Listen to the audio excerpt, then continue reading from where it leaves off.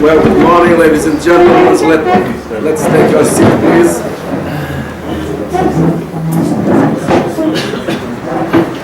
N'oubliez, madame, messieurs. What? N'oubliez, madame, messieurs. Yeah, I know. It's a problem. Louder, please.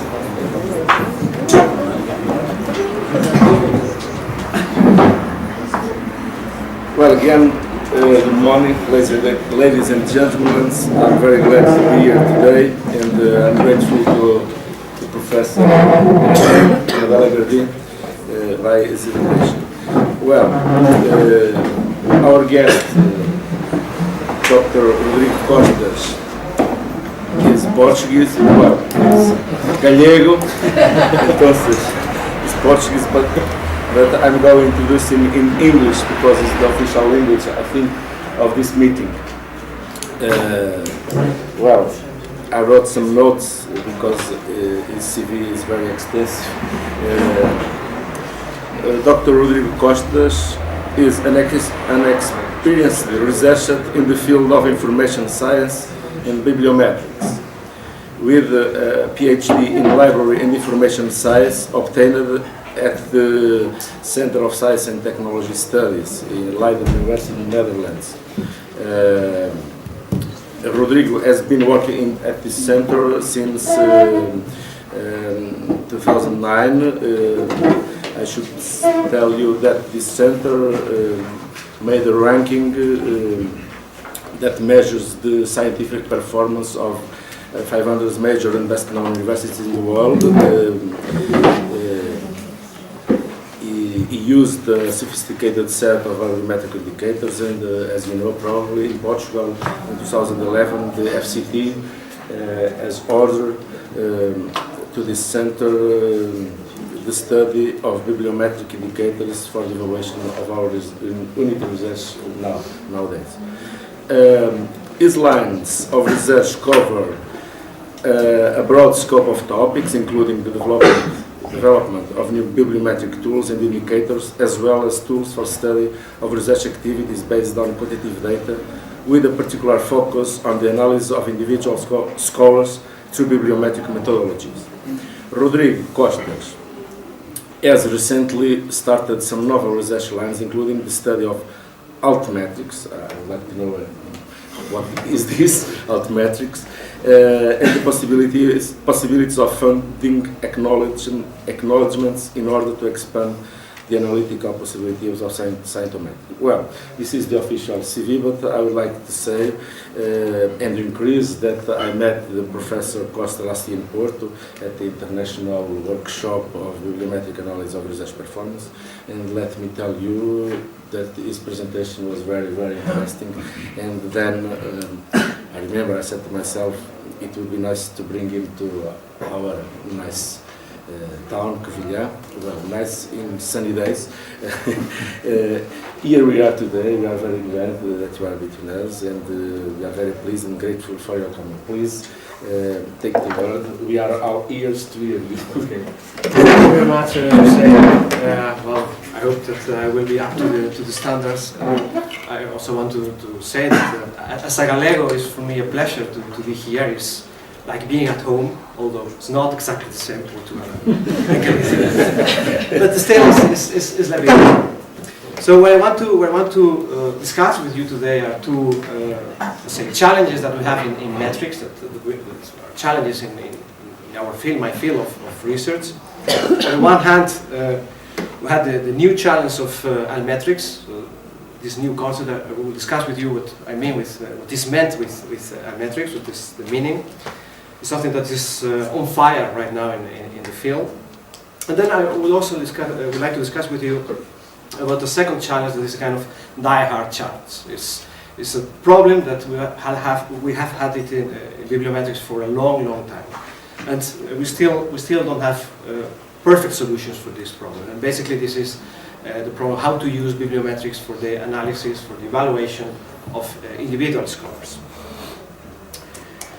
So let's start then with the first challenge, the new idea of almetrics. And to start to talk about almetrics, we need to know the context. So why is almetrics so important now? Why it's so interesting nowadays? And this has to do with probably the most important question that we are always trying to answer. That is basically, what is the impact of my scientific work? What is the impact that I have caused in the world? How I influence science, how I influence other researchers. To answer this question, we traditionally have had two main approaches. On the one hand, the peer review system, so basically experts who gather and they give comments and opinions on publications, on the work of persons, research proposals, etc. But we all know that this system is not free of limitations. You have the problem of biases, personal choices, personal preferences, sometimes also network movements. And so it's, as I say, is not free of limitations. And on the other hand, we have the bibliometric citation analysis, that's basically counting publications and the citations that these publications have received by other researchers. Also, citation analysis is not free of limitations. So, not all citations are always given for scientific reasons, or sometimes even not for positive reasons. So, citation analysis is also not perfect. And due to these limitations in both systems, this new alternative metrics has emerged. It's very recent. It appeared in 2010 with the Almetrics Manifesto. There is no clear definition of what we mean, what people mean with Almetrics. So people say that it's more a popular concept than a technical or a scientific concept. But at least for this presentation, I think we can define Almetrics as the analysis or the study of mentions of scientific outputs in social media like Twitter or Facebook or some others, or mentions mentions basically in a crowdsourced tool like, for example, the online reference manager Mendeley. I will discuss a little bit more later on these tools. In a way, in the debate right now, what we have is if these tools could be a complement or a replacement of the more traditional bibliometrics. So that's what's being debated. We're doing a lot of research in this line, and we're starting to find some nice results. Some of them are fascinating. Some of them are also disappointing. But I think, in my opinion, that Almetrics could, in the future, play a role as a complement of bibliometrics, more than as an alternative, as a replacement of bibliometrics. But, well, due to this interest on the topic, at CWTS, we decided to take a look at the most common tools that can be used in order to gather and collect Almetric information, Almetric data. So we did a survey on the internet looking for all these available tools that could be useful. We found 16. These 16 tools are quite heterogeneous, but we still try to make a characterization, let's say a classification of the tools in order to conceptualize their value and their usefulness.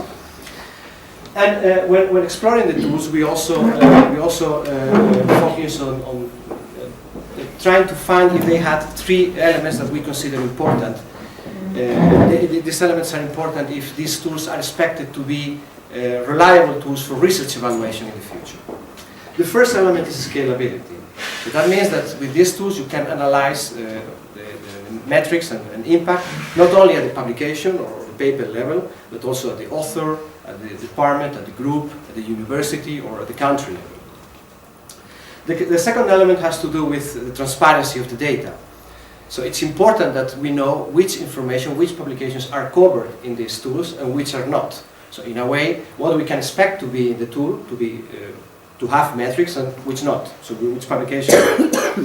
And also related to this is the idea of data management. That as a user, I can also say collect my own data, do my own cleaning, do my standardization of the data, and perform my own studies within a relatively controlled framework.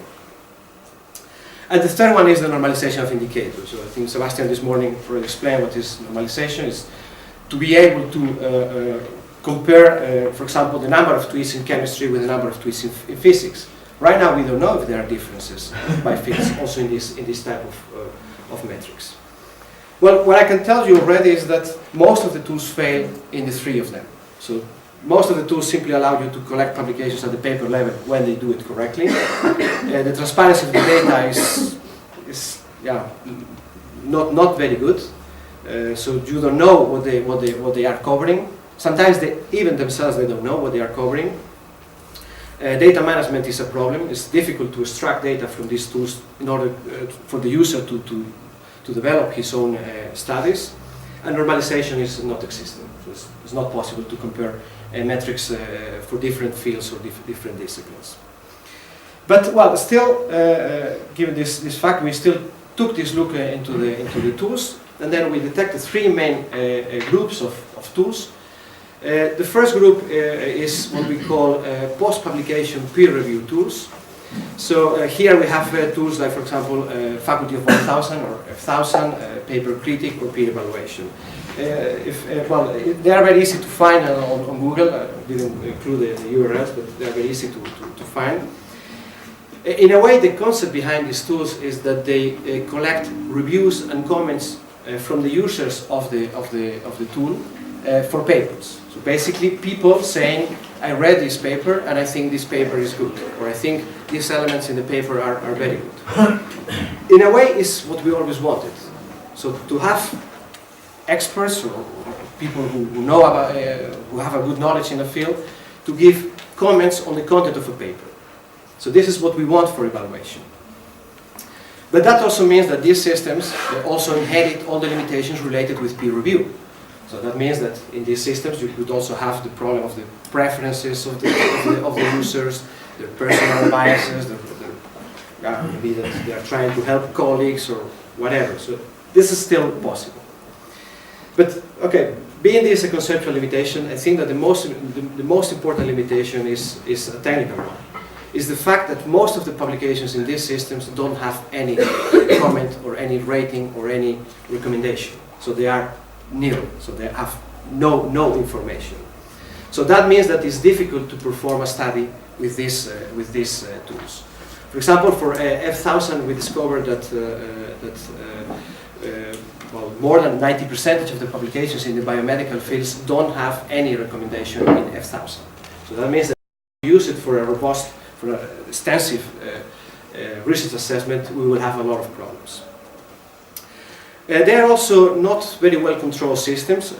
When I say this, I leave aside F1000, but Paper Critic and Peer Evaluation are systems that any person can create a user and can give comments and can give recommendations. That means that people can also perhaps fake users in order to make also fake recommendations. That's a possibility, the problem of manipulation. F1000 is a little bit different. F1000, you know who are the persons who can give the recommendations. So they are supposed to be, what they say, the faculty, people that are known in the fields. And in that sense, F1000 is a little bit more robust. But we also detected for F1000 that although they have this very small percentage of publications recommended, even these publications are not among the most highly cited papers. So in a way, they are also not good in detecting what in the future will be highly cited publications. This could be because they are detecting other types of impact. It's no big question that we're willing to explore in the future. Or it simply be that they don't, so that the experts in Faculty of 1000 are not able to reach all the papers, so that they can only say read a relatively number of publications, and therefore they are not really able to detect all the relevant papers in the field. In any case, I want to highlight the value of F1000. It's a commercial product, so you have to pay, but it has this good property of being controlled, so you know what you can expect there, so which papers can be recommended and rated. And I think it also has a very interesting feature, that is that the recommendations given by the experts are public. So that means that you can also read them. So you can also see why the experts consider that paper important or interesting.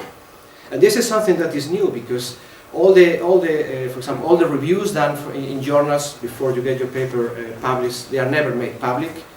The same reviews or evaluations that you get when applying for a project, or so this information is not available. In this case, it is, and this is a new piece of information that we could explore in order to maybe detect emerging topics that experts have started to consider relevant, things like that.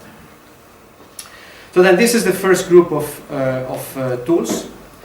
A second group is what we call the web-based citations. This is basically the old idea of publications and citations. In a way, it's nothing new. It's like, I think the most popular is Google Scholar. I think probably we all know Google Scholar. Basically, they collect publications and track their citations from the web. They are very popular, so people like them a lot, but they have important limitations that restrain their possibilities as tools for research evaluation. And the first one is, of course, the traditional limitations of citations. So as I said, citations are not perfect, and this also applies for these tools. The second important limitation is that the coverage is not always clear. So people tend to perceive that Google Scholar covers everything. Well, that's not necessarily always the case. So there are publications that are not well covered in Google Scholar. But again, perhaps probably the most important limitation is the problem of the data quality and data management. Basically, with Google Scholar, we cannot do large-scale studies. So, to study, for example, Google's Universidade de Beira in Google Scholar would be very difficult. It would take a lot of time, and still we would never be sure if we have collected all the publications. Because, for example, it's not possible to search by an affiliation, by an address. That's something that Google Scholar doesn't allow you. It's also that you cannot download your own data in a systematic way to say, well, I'm going to create my own framework. That's also not possible. That means that then the scalability, so to produce large-scale studies with this tool is nearly impossible. And finally, I think I want to emphasize this: the data quality is a problem. Data quality in how they collect the metadata from the papers, but also how they match the citations. So we find that around 10% of the citations in Google Scholar could have problems, perhaps they are not real citations. And another example is that I think one of the most popular authors in Google Scholar was Introduction. I think that can give you an idea what is going on in Google Scholar. It's very helpful. Yeah. And the third group is what we could call almetrics, so other types of impact that are not covered in, say, with citations and with peer review. So here we have tools like Mendeley or almetric.com, Impact Story, or for example PLOS ONE. So almetrics are, for example, the number of times a paper is read in Mendeley. So I don't know if you know Mendeley. Mendeley is an online reference manual. So basically, researchers, students, even professionals, they can manage the bibliography that they need for their work or for their research online through this tool. So then that made the tool very popular. So it has, I think, more than 2 million users right now, if not more. But it gives an interesting new possibility, is that then we can see how many different persons have a given paper. So that means that a paper, I can see if my paper is being read by people, how many people are reading it. When I say reading, I mean it, it's between quotation marks. It's more that they have the paper in their personal libraries. But this is a very interesting feature. And for example, we can also see that maybe my papers are being read by students, not by scholars. And that opens a new type of impact. Maybe I don't have scientific impact, in the sense that scientists don't cite me, but I'm useful for the students, for my students. They read my papers, or students in other countries or in other organizations. So this opens the possibility of other types of impact. Then, of course, we also have all the tweeting world, Facebook. So we can now count how many times a paper has been tweeted, has been retweeted, has been shared in Facebook or liked in Facebook. We can also see if a paper has been mentioned in a scientific blog. This is also possible. But okay, so these are the tools. I think they are very promising. We are starting to find really fascinating results, but we have to be very much aware of the limitations. Perhaps the most important limitation is the conceptual limitation. So we don't know what these metrics mean. So we don't know what having 20 tweets mean. So we may assume, okay, it's good. To have 20 tweets or 100 tweets is good. But what does it mean? It means that my paper has quality? Or it's simply a random thing that happened because all of a sudden my paper was first tweeted by a person that has many followers, and then all the followers retweeted it. Just an automatic thing. So these are the things that we are now exploring. Also manipulability. Manipulability is also an issue with these tools. So we know that with $50 you can buy 1,000 likes or 1,000 tweets. But this, it's very easy. But I must say also this also applies to Google Scholar. So after the presentation I can explain you how you can increase your citations in Google Scholar. It's very easy. It's very easy. Also these tools have the problem of the scalability. It's difficult to scale. You can search for papers, but you cannot search authors, you cannot search universities, you cannot go to bigger. So if you want to do a large scale study, you need to invest a lot of time and a lot of data cleaning and data handling. And also the data of the quality of the data is also doubtful.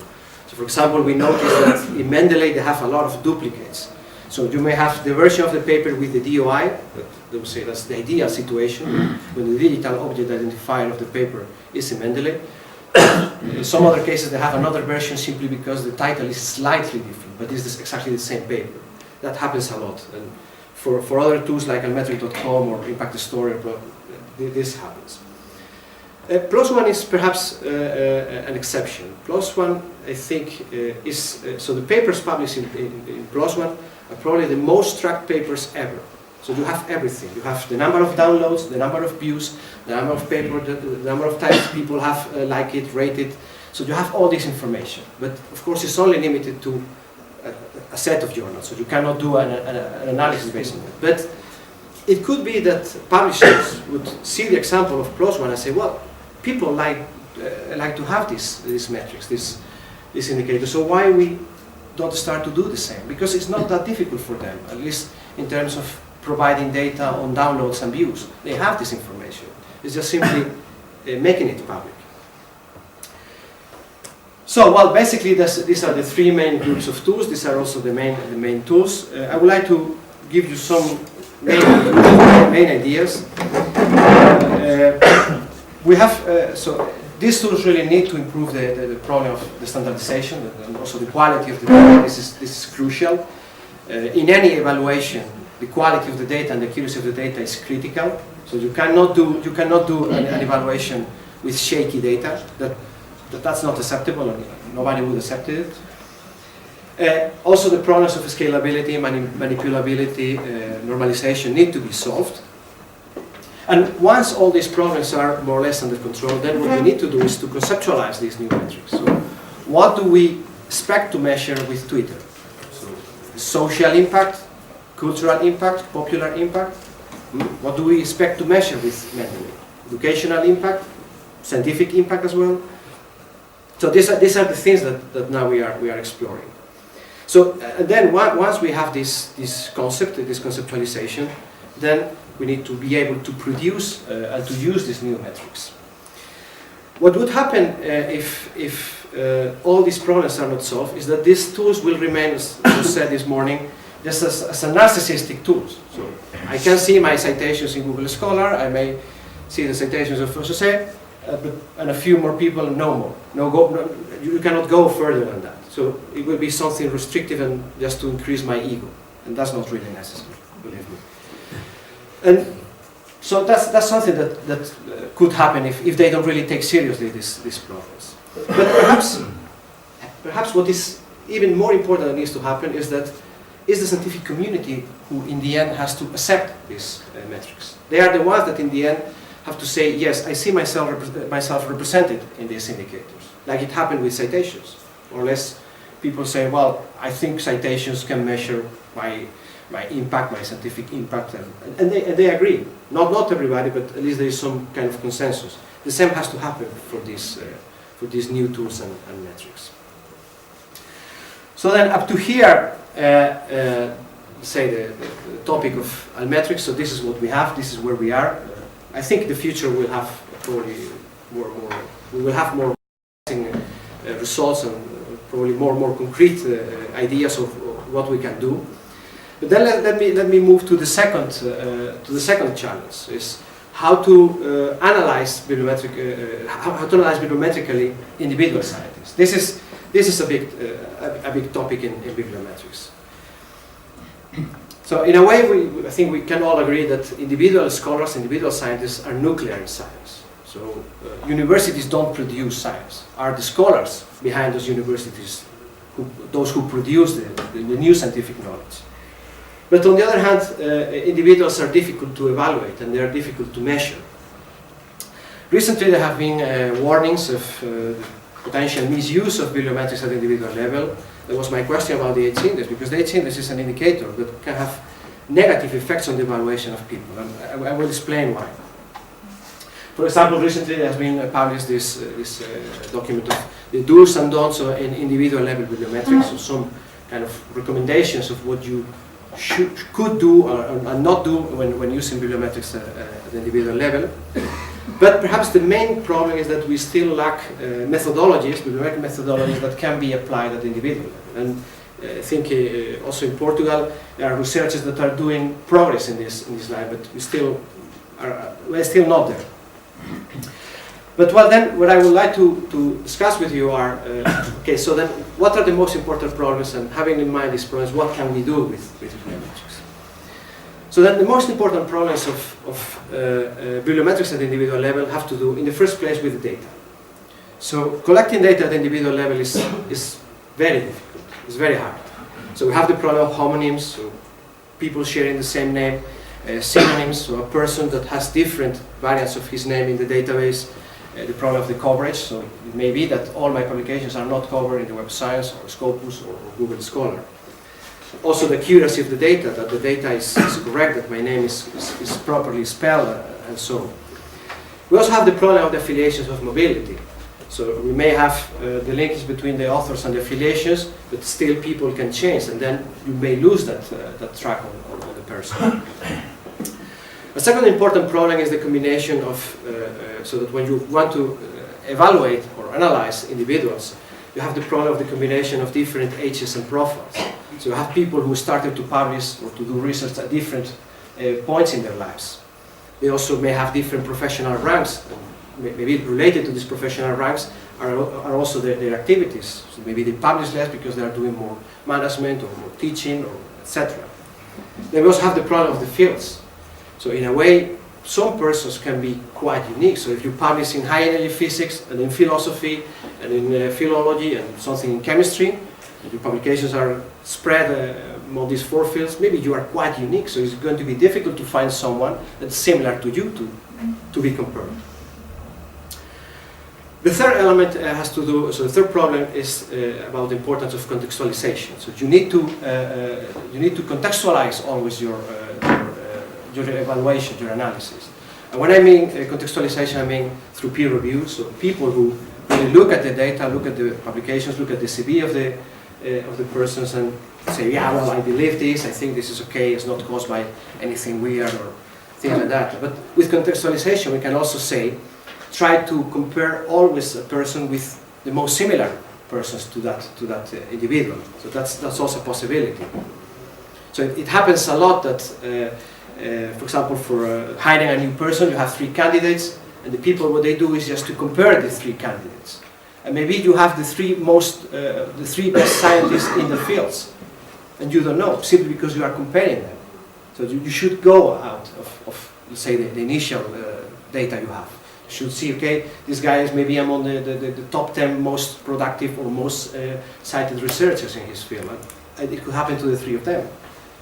It could also be the other way around. You may have 3 candidates, you will choose one, but perhaps the 3 candidates are still not ready to get a position. Maybe they are too young, or they haven't published, or they don't have teams. And these are information that you could consider when making your assessments.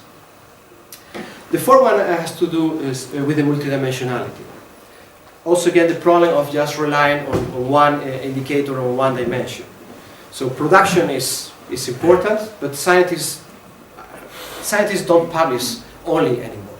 So they also teach, they also give lectures, they also have blogs, they have many more things. And this is why also the metrics enter here. So people claim with the publications, with the citations, you only measure one part, one dimension of the activities of a researcher.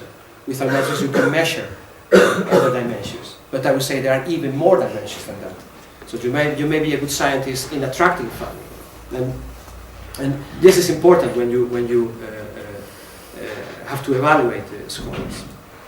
And finally we have the fifth problem that perhaps is the strongest problem. It has to do with the lack of reliability of indicators at this level. So at the individual level, the numbers are very small, and the differences are very small. And in a way, if you have a person that has an H-index of 10, and you compare it with a person with an H-index of 9, believe me, that doesn't mean that the first one is better. So it's such a small difference that in a day, in a month, that could change. The same for citations, the same for publications. So small differences don't mean anything. So and you have to be aware of that. And this applies for bibliometrics, for altmetrics, and for any indicator. At some point you have to realize that maybe the persons are the same, have the same level of performance.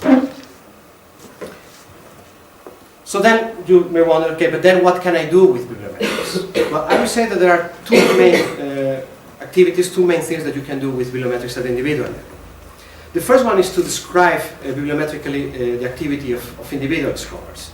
For example, you can find who is active in a given field, in a given topic, something that you may not know a priori.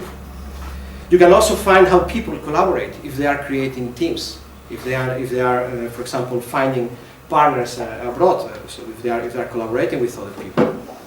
You can also find mobility, for example, how scholars move within Portugal or outside Portugal. The second one is more related with evaluation. In a way, it's how bibliometrics can inform evaluations.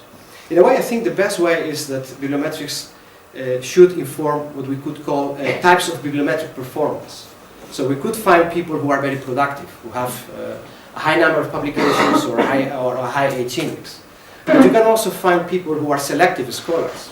So persons who produce relatively less publications, but these publications are of high impact. For example, these selective scholars fail when you analyze them with the H-index. So you need other indicators. So you can also find persons that maybe they are not very productive, maybe their impact is not very high, but they are hubs. They are connecting people, or they are connecting topics. And this is something that we can detect with bibliometric indicators. So then let me just finalize my presentation with some main considerations on how to use, recommendation how to use bibliometrics at the individual. The first one is don't use only single indicators. So try to, I say, multidimensionalize. So try to cover as many dimensions of scientific performance as possible. The second one is don't use them alone. So as I say, contextualize, ask people. Try to see other persons in the same field, how they are performing, what are they doing. Don't really trust ranks, because ranks are not that informative. And remember, with ranks, to improve in a rank, sometimes you don't have to do anything. You just have to wait the others to perform worse than you. That's a principle that we need to keep in mind.